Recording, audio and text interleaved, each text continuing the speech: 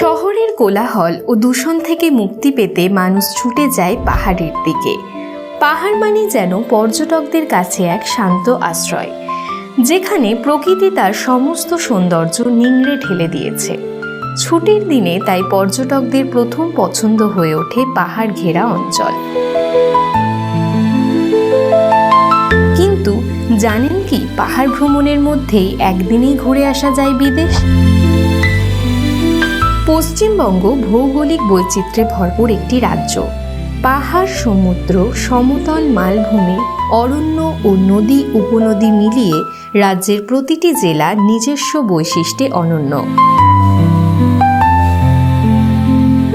রাজ্যের উত্তরাংশ উত্তরবঙ্গ বিশেষভাবে পরিচিত পাহাড়, চা বাগান, অভয়ারণ্য ও মনোরম প্রাকৃতিক পরিবেশের জন্য। দার্জিলিং, কালিম্পং, লাভা কিংবা লোলেগাঁও এইসব পরিচিত গন্তব্যে প্রতি বছর হাজার হাজার পর্যটক ভিড় জমান। তবে এই পরিচিত পাহাড়ি ডেস্টিনেশনগুলির বাইরেও উত্তরবঙ্গে রয়েছে এক ব্যতিক্রমী অভিজ্ঞতা, যেখানে পৌঁছাতে লাগে না পাসপোর্ট বা ভিসা।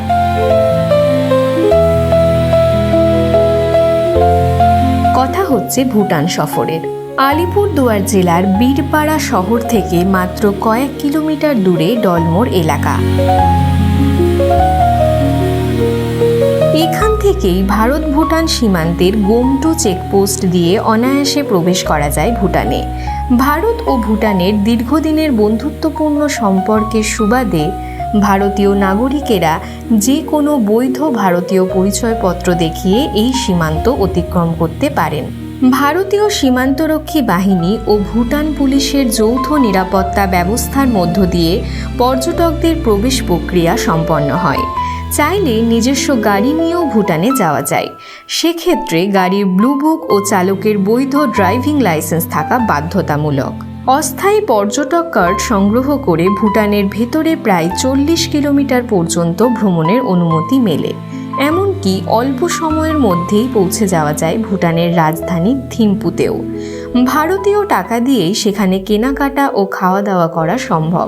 ভুটানের খাদ্য সংস্কৃতিতে প্রধানত সিদ্ধ বা বয়েলড খাবারের প্রাধান্য দেখা যায়।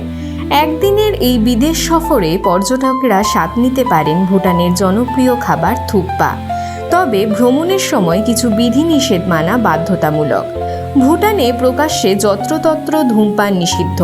পাশাপাশি রয়েছে আরও কিছু প্রশাসনিক নিয়ম। ভুটান প্রশাসন পর্যটকদের বিষয়ে যথেষ্ট সহায়ক।